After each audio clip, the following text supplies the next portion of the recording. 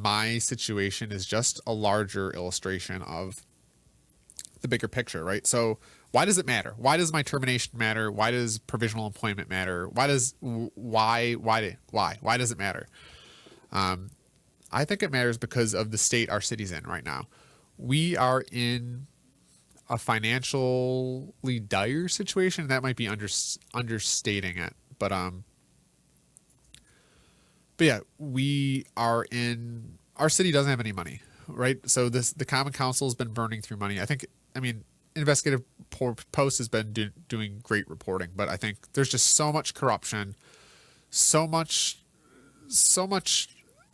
It's a Jerry Springer show. Like every day, if you're paying attention, there's a new clerk getting paid $500,000. The mayor's son is the public information officer for the sewer authority, but you need to FOIL for his information. There's just so much graft, so much corruption. It's rotted. It is corroded to the core. I think, I think we're in a dire state, and I think it's all downstream of the people running the show, right? So not only the mayor and the appointed and the appointees or the exempt class, the commissioners, but everybody in City Hall matters. All the people that our tax dollars are going to pay, they matter.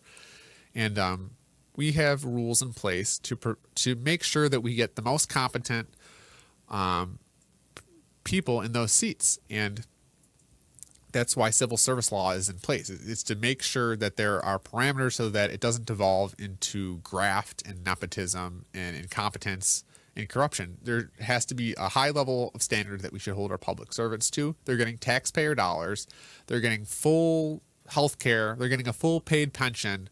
We should just demand that we get the most bang for our buck. And that's why civil service law matters, is because all the corruption, all the graft, everything is downstream of the people. Who are the people running the show? Who are the people operating our city? And that brings me to the civil service law. So where should I start? So I think I'm going to dive in a little now to the actual laws, and let me try to pick up a screen. So I think to understand really, first we need to understand Section 75, right? So provisional employees, Section 75, what's Section 75? Section 75 is removal and other disciplinary actions. So it is the civil service law that lays out how you can remove and discipline public servants. So Section 75 matters because classified and permanent employees, so again, think of the hierarchy. You have exempt people at the top, who are the appointees of the mayor. Then in the middle, you have the classified permanent civil service, and at the bottom of the provisionals, right? So provisionals are not entitled to Section 75 termination proceedings. And this was actually a foil. The exact response I received from the Civil Service Department when I foiled asking for the procedure for terminating provisional employment is provisional employees are not entitled to Section 75 termination proceedings. So why does this matter? Because without Section 75 termination proceedings, they can fire you at will for any reason. And also why this matters is the Employee Bill of Rights, right? So the AFS-CME contract has the Employee Bill of Rights. So it says, to ensure that individual rights of employees in the bargaining unit are not violated, the following shall represent the Employee's Bill of Rights. A, no employee shall be required by the city to submit to an interrogation after charges under Section 75 have been served, unless he is afforded the opportunity of having a union representative present. Right? So if you are a member of our city's white-collar union and you're provisional, you do not have, in the Bill of Rights, you do not have Section 75, so your rights as a civil servant are restricted. You do not have Section 75 termination proceedings. So why does that matter? So I think what's going on is, this is my case, but I also think it is systemically what's going on, is that the Human Resource Commissioner, Gladys Herndon Hill, is not offering civil service exams. So she's violating systemically provisional appointment, Section 16.4. And she's doing this, or she's enabled, because the union president, who is responsible for representing provisionals and pushing back on her to get civil service exams is a direct subordinate of her. She works in the HR department and she is directly supervised by the head of the department. And I think you could actually make the case, and obviously this is a bad look. We don't want this happening. Well, lo and behold, there's actually a civil service law, Section 27, prohibition against certain public employment and political activities. So Section 27, a member of a municipal civil service commission or personnel officer appointed on or after the effective date of this act shall not hold any other public office or employment under the political subdivisions or subdivision over which such commission or personnel officer exercises jurisdiction, for which he shall receive compensation other than necessary travel and other expenses incurred in the performance of the duties of such office or employment. So we actually have a civil service law that prevents civil service employees from holding employment under subdivisions that they exercise jurisdiction. And AFS-CME is, I think you could make the argument it is in the subdivision. So it is the employee organization that the city recognizes to represent employees. So yeah, it is the only organization that has the unique privilege of being able to represent our city's white-collar workforce. So I believe Tracy Healy, in my opinion, is violating Section 27 of New York State Civil Service Law. So she's double hat, right? She's wearing two hats. She's wearing one hat where she is the local AFS-CME president. And then on the other hat, she is a Human Resources Division of Civil Service employee, Personnel Specialist 1, where she is responsible for overseeing civil service examinations in administration. And actually as a member, so where this conflict really illustrates is in the execution of this contract, right? So local AFS-CME, specifically the settlement of disputes. So settlement of disputes, this is Article 19 XIX. So grievance and arbitration procedures. So this contract lays out arbitration procedures, and a lot of it requires that, all these steps, it involves the Commissioner of Human Resources, Commissioner of Human Resources, Commissioner of Human Resources. So this, it involves the union interfacing with the Human Resources Commissioner. And let me see if I can find the article, but as the local AFS-CME president, Tracy Healy, the grievance committee. So the union grievance committee may, upon request, meet with the department heads. Okay. B, the union grievance committee shall consist of the union president, grievance committee chairman, and the grievance committee member from that particular department involved. So then as an officer, officers investigate and process grievances. So essentially what we have here is that Tracy Healy, as local AFS-CME president, is on the grievance committee for every single city department. And then on the other end, she works for the Human Resources Commissioner, through which all grievances go to. So essentially, I believe, and I think anyone with common sense would see this creates a conflict of interest. Any grievance that a local AFS-CME employee or white-collar employee files involves Tracy Healy. And specifically, any grievance that compels Human Resource Commissioner Gladys Herndon Hill to offer a civil service exam, or anytime you file a grievance against the civil service department, that would set up the, how can I word this? Set up the circumstances where Tracy Healy is responsible for investigating herself, right? So if a provisional employee like myself files a grievance with the HR commissioner saying, hey, you have not offered a civil service exam for my position, you're allowing my appointment to last more than 9 months, Tracy Healy has to investigate the grievance, represent the person against the division of which she is an employee.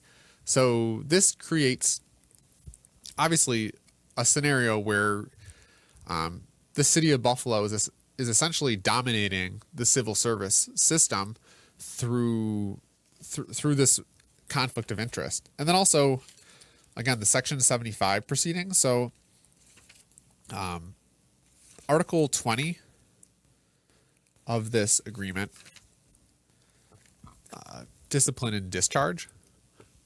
So this is the procedures for terminating the white collar employees. It says a person holding a position by permanent appointment or employment shall not be removed or otherwise subjected to any disciplinary penalty provided in this article, except for incompetency or misconduct. So essentially, again, here's this permanent position. If you're provisional, none of these procedures, none of these Article 20 discipline and discharge procedures apply to you. So this whole section is null and void. You don't have the null void rights. And that's bad enough. But that's just the back end. That's just once you're in the union. I haven't even touched on the front end. So I never authorized to join the union. So I've filed multiple items with the Common Council. And essentially, I want to turn your attention to, this is the union contract, Article 1, 1.2, dues and fees. The city shall deduct membership initiation fees from the wages of those employees who have filed with the controller an appropriate written authorization to do so, and shall remit the same to the union. Payroll deduction of union dues. Under the properly executed authorization forms, payroll deduction of union dues shall become effective at the time the form is signed by the employees and shall be deducted from the first pay period. So essentially, you have to authorize the union to deduct dues. And again, I was never, and I found through filing items, no authorization form exists with the controller's office. They started deducting my dues from day one without my permission, which is a violation of the collective bargaining agreement. And as I foiled that, Tracy Healy, she said, a mistake must have been made. So actually that's only a half truth because multiple mistakes were made.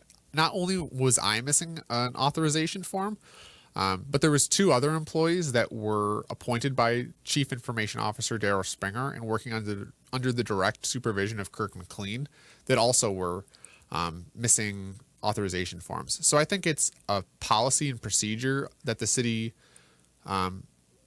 signs up people for the union, especially provisionals. So it's especially wicked for provisional employees because provisional employees aren't entitled to the Bill of Rights, the Right A, and the discipline discharge seating. So essentially what we have here is on the front end, the city of Buffalo and local SCME are coercing employees, and they're coercing employees to join the union. They're not giving them choice. You're saying you're in the union, and they do this by deducting dues from your paycheck without your permission, as required by the collective bargaining agreement.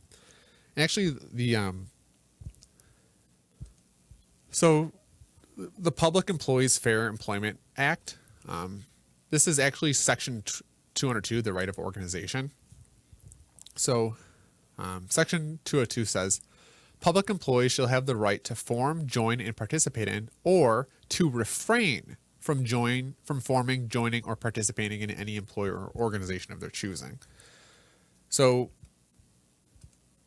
what we have here is this: the city and Tracy Healy are preventing employees from refraining. If you get your dues deducted and you're in the union without you authorizing it, you do not have the option of refraining from joining the union. So on the front end, they're taking your dues, they're coercing you into joining the union, and then the back end, they're failing to prevent representation to you because they are keeping you provisional indefinitely and restricting you of the ability to have Section 75 termination proceedings.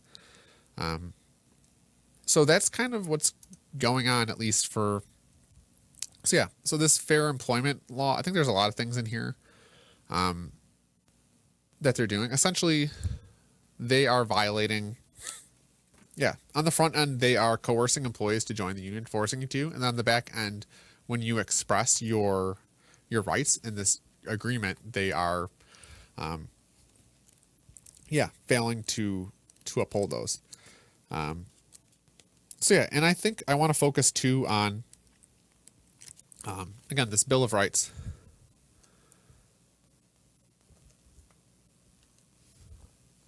So this Bill of Rights, I want to focus too on B. So B, no recording device of any kind shall be used during such interrogation unless the union is made aware of the fact prior to such interrogation. So during my termination proceeding, Daryl Springer, he told me that I was recorded in the Common Council chambers.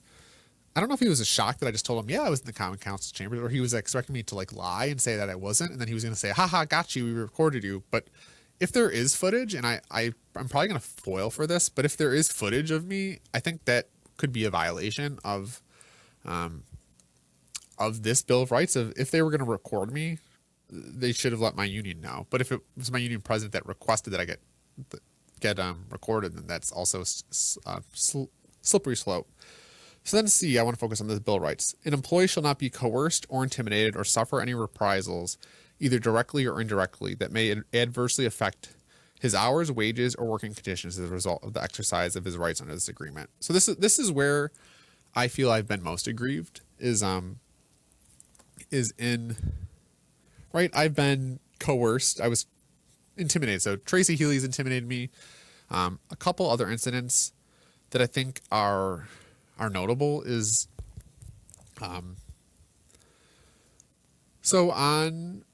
in late November of 2023, I was filing items with the Common Council, essentially just trying to exercise my rights of 1.2. I was asking for my authorization form.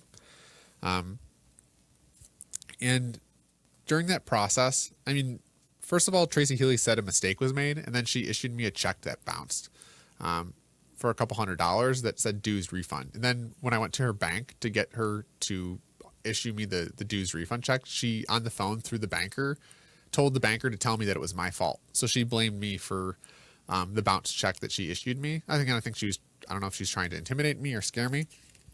But after I had been in communication with the Common Council, I attended a open data workshop at the Partnership for the Public Good in Cornell School of Industrial and Labor Relations.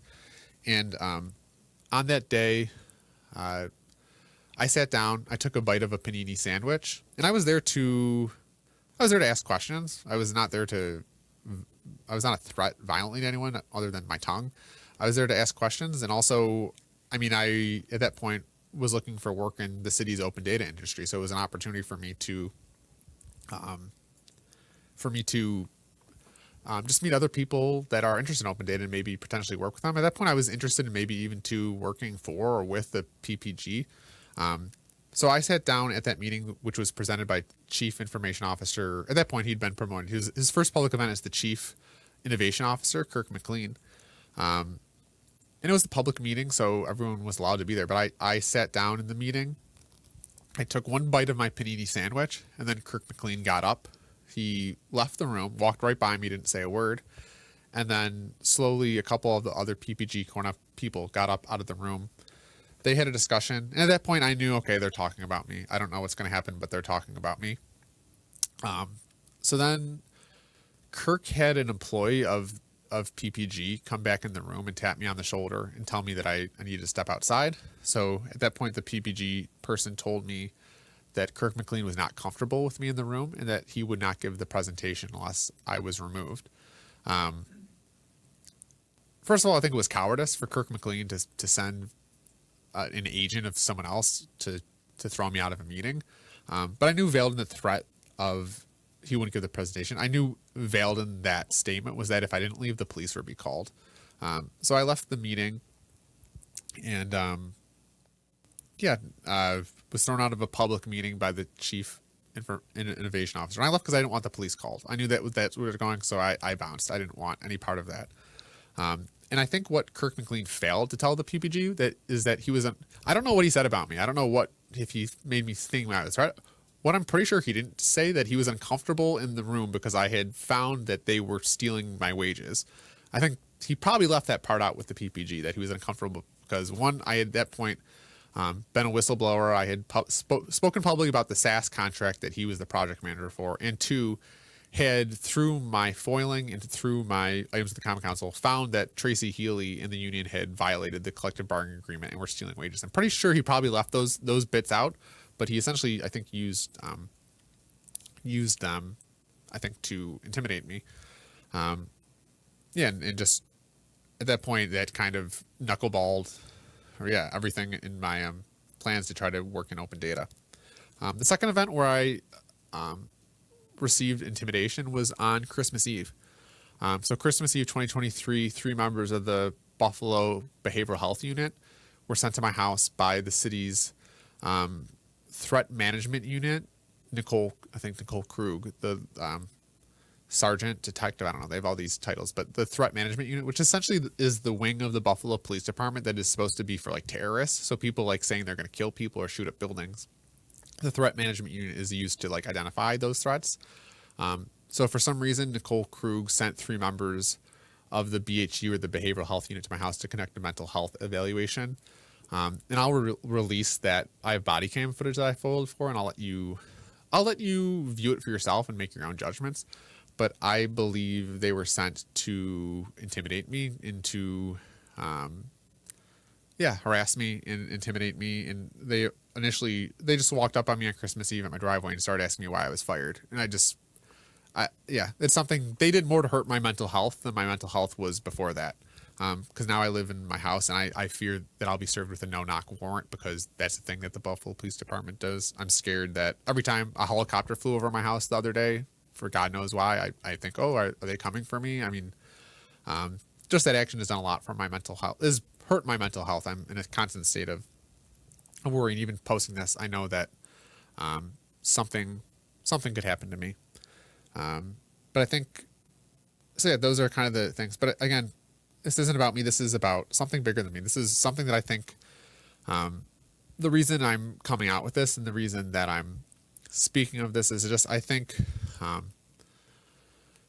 I've put the pieces of the puzzle together. And I think, essentially, to summarize, I just think we have to change civil service in our city. We have to enforce the rules and the laws that we have in the books, and we have to help turn the ship around with competent people that care about our city. And we can't do that with the current interference and domination that we have by specifically Tracy Healy. I think Tracy Healy, just from my talking with her, again, I said she gives me the Jeepers Creepers, right? I talked to her, and she's a personnel specialist, one in the human resource department, but she's a linchpin here. She's a major player of the operation. As local AFS CME president, she's copying on every single human resources or employee matter. And yeah, I think she's an underboss of the operation, and I think she used her position. I think she got her hats mixed up, and she saw me in the council chambers and decided to instigate my termination, when she should have been, as my unit president, representing me and helping me get a civil service exam so I could become a classified exempt employee. And that also leads me to kind of new development. So also on May 21st, so in the new budget cycle, the city's eliminated the open data and analytics project coordinator title. So they held those positions vacant. There's 2 of them vacant for the entire fiscal year 2024. And now in fiscal 20 year 25, so the new budget that will start July 1st, 2024, they've eliminated my old title. They've posted 2 new titles, data specialist 1. So these are essentially the same job, just with a different job specs. I mean, it has the same salary. It reports to Kirk McLean. It has a lot of the things that I mentioned, like, I think ETL's in here. Where's ETL? But yeah, a lot of the skills that I kind of, here, extract, transform, and load. This was one of the things that I mentioned in my original grievance, wasn't in. So they essentially took the grievance I filed, and they wrote up this new job spec for the data specialist 1. So essentially they've eliminated the job that I had without any sort of civil service exam and created a new one. So that's kind of the newest development of they've created a new title. And that's kind of where we are today is, so I think I have about a minute left here. But yeah, thank you if you stuck with me the whole time. I hope that this recording can lead to some sort of change. I think maybe shine a light in places that I think most people don't think of civil service law, and even the Common Council, I think they're a little lax in their oversight ability. So Common Council, so the board of directors of the city, the Common Council Civil Service Committee, they meet every other week for 15 minutes scheduled. So they're scheduling only half an hour, but then those meetings only last like 2 minutes. So there's essentially no oversight to our city's civil service system. So it really is this blonde, boring, obscure section of our cities that doesn't get much attention. So I'm hoping maybe my recording and me speaking can maybe shed some light and we can get some reform and help improve the civil service system, which is corroded in our city, corroded to the core, and it needs to be rebuilt from the studs. So yeah, you can find all this information. I'll have this all posted on muckrakerpunk.net. If you're ever interested in reading more, I'll have my audit report. And I'm sure this won't be the last time that I'll be speaking publicly about these issues. So thank you for tuning in. And yeah, let's reform civil service. Thank you.